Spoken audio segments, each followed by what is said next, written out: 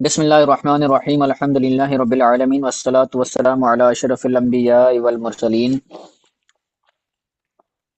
نور الزا کے اسباق کا سلسلہ ہمارا جاری و ساری ہے، اور آج ہم نماز جنازہ کے بارے میں پڑھیں گے، تو شروع کرتے ہیں۔ کہتے ہیں فصل فی الصلاۃ علی المیت، میت پر نماز پڑھنے کے بارے میں یہ فصل ہے۔ تو کہتے ہیں الصلاۃ علیہ فرض کفایۃ، میت پر نماز جنازہ پڑھنا یہ فرض کفایہ ہے۔ ایک فرض عین ہوتا ہے، دوسرا فرض کفایہ ہوتا ہے۔ تو فرض عین ہر ایک پر منفردن علیحدہ علیحدہ فرض ہوتا ہے، اگر کوئی بندہ ترک کرے گا تو گناہ گار ہوگا۔ اور دوسرا فرض کفایہ وہ ہوتا ہے کہ اگر محلے کا بندہ کو محلے میں سے کوئی ایک بندہ بھی اگر ادا کر دے تو بقیہ کے ذمے سے وہ چیز نکل جاتی ہے۔ تو اب جنازے کی نماز بھی فرض کفایہ ہے، تو اگر محلے کے سارے افراد اس کو ترک کر دیں، نماز نہ پڑھیں جنازے کی، تو پھر گناہ گار ہوں گے۔ اور اگر کوئی ایک دو بندہ پڑھتا ہے اور بقیہ نہیں پڑھتے تو پھر گناہ گار نہیں ہوں گے۔ اس کے دو رکن ہیں، وارکانہا تکبیرات والقیام، تکبیرات زواعد جو لگائی جاتی ہیں وہ بھی رکن ہے، اور قیام یعنی سیدھا کھڑا ہونا یہ بھی رکن ہے، ان کے بغیر نماز نہیں ہوگی۔ وشرائطها ستۃ، اور اس کی 6 شرائط ہیں، نماز جنازہ کی 6 شرائط ہیں۔ اسلام المیت، میت کا مسلمان ہونا، تو اس کے اندر یعنی صحیح العقیدہ مسلمان ہونا مراد ہے۔ بعض لوگ خود کو مسلمان کہتے ہیں لیکن ان کے عقائد درست نہیں ہوتے، کفرانہ عقائد ہوتے ہیں، تو ان کی نماز جنازہ بھی نہیں پڑھی جائے گی۔ وطہارتہ، اور اس کا پاک ہونا، کس کا پاک ہونا؟ میت کا، یعنی میت کا پاک ہونا بھی یہ ضروری ہے۔ وتقدمہ، اور اس میت کا امام سے آگے ہونا یہ بھی شرط ہے۔ وحضورہ، اور اس میت کا حاضر ہونا یہ بھی شرط ہے۔ تو جب شرط مفقود تو مشروط مفقود، نماز جنازہ مشروط ہے اور اس کے لیے میت کا حاضر ہونا یہ شرط ہے۔ اگر میت حاضر نہیں ہوگا، جیسے نماز جنازہ غائبانہ پڑھی جاتی ہے، تو وہ نماز جنازہ نہیں ہوگی، یعنی میت کسی اور شہر میں ہے، کسی اور علاقے میں ہے، اور نماز جنازہ کسی اور شہر کسی اور علاقے کے اندر پڑھی جاتی ہے، تو ایسی نماز جنازہ نہیں ہوگی، میت کا حاضر ہونا شرط ہے۔ او حضور اکثر بدن ہی، یا اس کے اکثر بدن کا حاضر ہونا یہ ضروری ہے۔ بسا اوقات ایکسیڈنٹ ہو جاتا ہے یا کئی اور مسائل ہو جاتے ہیں کہ جن کی وجہ سے باڈی جو ہوتی ہے وہ سلامت نہیں ہوتی، تو اکثر جسم کا ہونا، موجود ہونا یہ شرط ہے۔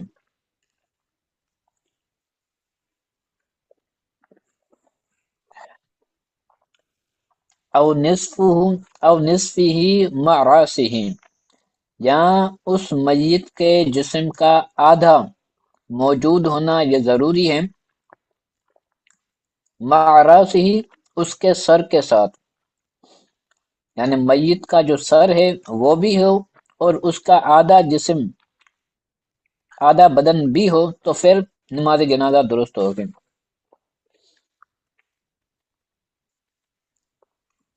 اس کے بعد کہتے ہیں وہ کون المصلی علیہا غیر راکب بلا عذر، اور اس پر نماز جنازہ پڑھنے والا بندہ، یعنی جو نماز جنازہ پڑھنے والا شخص ہے وہ سواری پر نہ ہو بغیر کسی عذر کے، یعنی اس کا پیدل کھڑا ہونا یہ ضروری ہے۔ اگر وہ پیدل کھڑا نہیں رہا اور اس کو کوئی عذر بھی نہیں ہے، سواری پر سوار ہوتا ہے، تو اب نماز جنازہ اس کی نہیں ہوگی۔ وَقَوْنُ الْمَيِّتِ عَلَى الْأَرْضِ، اور میت کا زمین پر ہونا یہ بھی شرط ہے۔ صحیح ہے۔ وَإِنْ كَانَ عَلَى دَابَةٍ، اگر کسی سواری پر ہے، او عَلَى أَيْدِيِ النَّاسِ، یا لوگوں کی ہاتھوں پر ہے، لوگوں نے میت کو ہاتھوں پر اٹھایا ہوا ہے، تو لم تجز الصلاۃ علی المختار، تو مختار مذہب کے مطابق نماز جنازہ جائز نہیں ہوگی، الا من عذر، مگر کسی عذر کی وجہ سے، کوئی عذر ہے کہ نیچے کیچڑ ہے یا کوئی اور چیز ہے کہ میت کو نیچے نہیں رکھ سکتے، تو اب میت کو سواری پر بھی رکھا جا سکتا ہے، یا میت کو کوئی شخص ہاتھوں پر بھی اٹھا سکتا ہے، تو پھر نماز جنازہ جائز ہوگی بغیر عذر کے، اس کو اوپر رکھتے ہیں نیچے نہیں رکھتے تو پھر نماز جنازہ نہیں ہوگی۔ وَسُنَنُهَا أَرْبَعٌ، اور نماز جنازہ کی 4 سنتیں ہیں۔ قیام الامام بحذاء المیت ذکرن کان او انثی،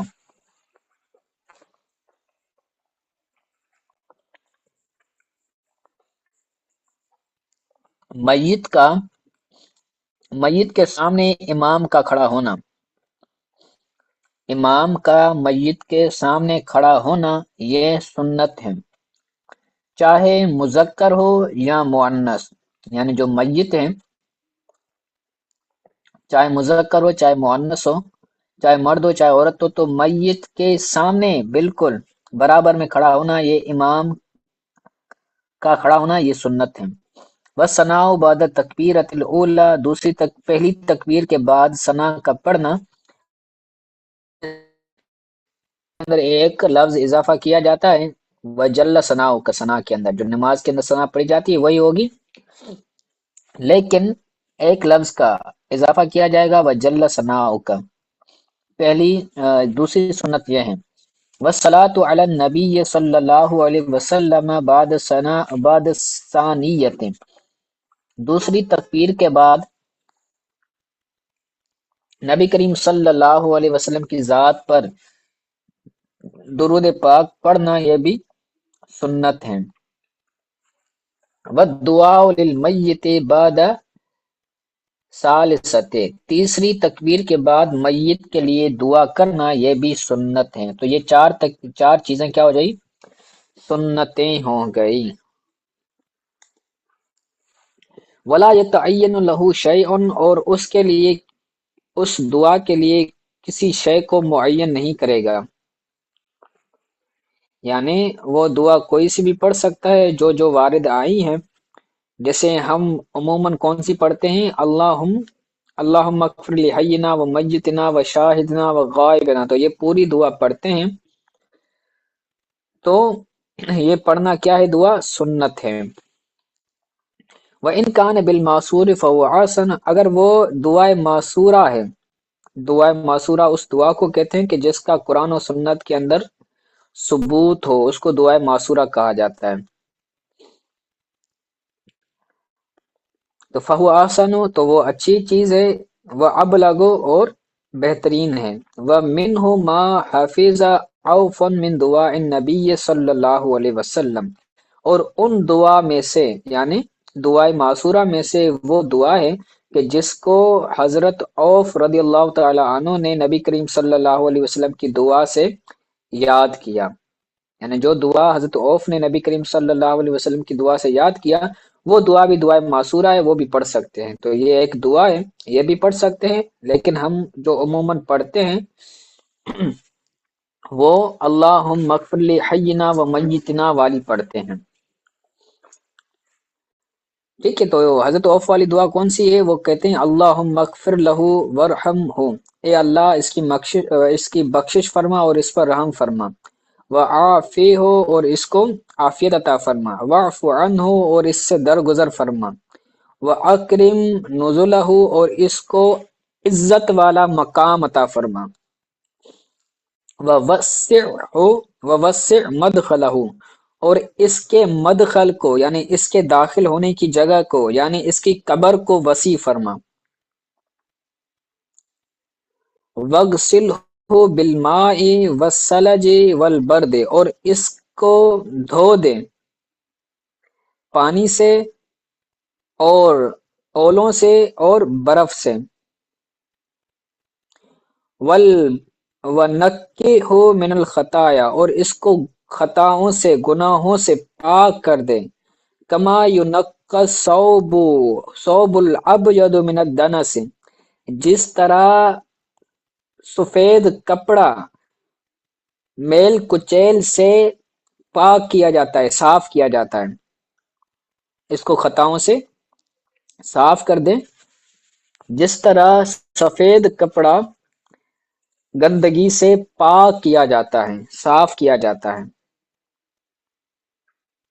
وَأَبْدِلْهُ دَارًا خَيْرًا مِنْ دَارِهِ، اور اس کے گھر کے بدلے میں اس کو اچھا گھر عطا فرما، یا اس کے گھر کے بدلے اس کو اچھا گھر عطا فرما۔ وَأَهْلًا خَيْرًا مِنْ أَهْلِهِ، اور اس کے اہل سے اچھے اہل عطا فرما۔ وَزَوْجًا خَيْرًا مِنْ زَوْجِهِ، اور اس کی بیوی سے اچھی بیوی عطا فرما۔ وَأَدْخِلْهُ الْجَنَّةَ، اور اس کو جنت میں داخل فرما۔ وَأَعِذْهُ مِنْ عَذَابِ الْقَبْرِ وَعَذَابِ النَّارِ، اور اس کو عذاب قبر اور عذاب جہنم سے عافیت عطا فرما، یا عذاب قبر اور عذاب جہنم سے اس کو محفوظ فرما۔ تو یہ دعا ہے جو میت کے لیے کی جائے گی، اور یہ ہر ایک کرے گا، امام بھی کرے گا، اور امام کے پیچھے جو مقتدی ہوں گے وہ بھی کہیں گے، ٹھیک ہے۔ اس کے بعد کہتے ہیں وَيُسَلَّمُ بَعْدَ الرَّابِعَةِ، چوتھی تکبیر کے بعد سلام پھیرا جائے گا، مِن غیر دعاء فی ظاہر روایہ، بغیر کسی دعا کے، یعنی چوتھی تکبیر کے بعد کوئی دعا نہیں کی جائے گی، ظاہر روایہ کے مطابق بغیر دعا کے چوتھی تکبیر کے بعد فوراً سلام پھیرا جائے گا۔ اس کے اندر بعض لوگ یہ غلطی کرتے ہیں کہ ہاتھ باندھے ہوئے ہوتے ہیں پھر سلام پھیرتے ہیں، ہاتھوں کو باندھنا نہیں ہے بلکہ ہاتھوں کو کھول کر سلام پھیرا جائے گا، اور جو تکبیرات لگائی جاتی ہیں ان کے اندر ہاتھوں کو اٹھایا نہیں جائے گا۔ وَلَا يُرْفَعُ يَدَيْهِ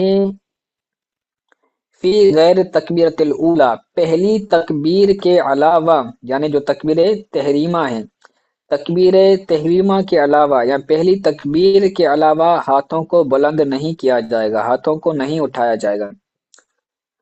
پہلی تکبیر جیسے ہی نماز شروع کر اس وقت ہاتھوں کو اٹھائیں گے، لیکن جو زائد تکبیریں لگائیں گے اس وقت ہاتھوں کو نہیں اٹھایا جائے گا، ٹھیک ہے۔ آگے کہتے ہیں وَلَوْ كَبَّرَ الْإِمَامُ خَمْسًا، وَلَوْ كَبَّرَ الْإِمَامُ خَمْسًا، اگر امام 5 تکبیریں لگائے، ویسے تو 4 تکبیریں ہیں، لیکن اگر امام 5ویں تکبیر بھی لگائے تو لم یتبع، تو امام کی اتباع نہیں کی جائے گی، مقتدی 5ویں تکبیر نہیں لگائیں گے۔ وَلَٰكِن يَنْتَظِرَ سَلَامَهُ فِي الْمُخْتَارِ، لیکن امام کے سلام کا انتظار کیا جائے گا مختار مذہب کے مطابق، مختار مذہب کے مطابق امام کے سلام پھیرنے کا انتظار کیا جائے گا۔ ایسا نہیں کہ امام 5ویں تکبیر لگائے تو یہ سلام پھیر دے، نہیں، امام سلام پھیرے گا پھر مقتدی سلام پھیریں گے، تو انتظار کیا جائے گا امام کے سلام پھیرنے کا۔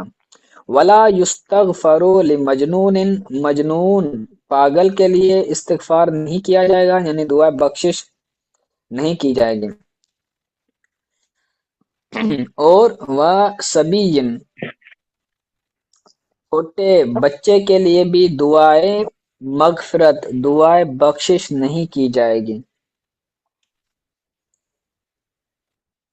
کہ ہم شروع میں پڑھتے تھے اللہم اغفر لحینا و میتنا و شاہدنا و غائبنا، تو اس کے اندر کیا ہے؟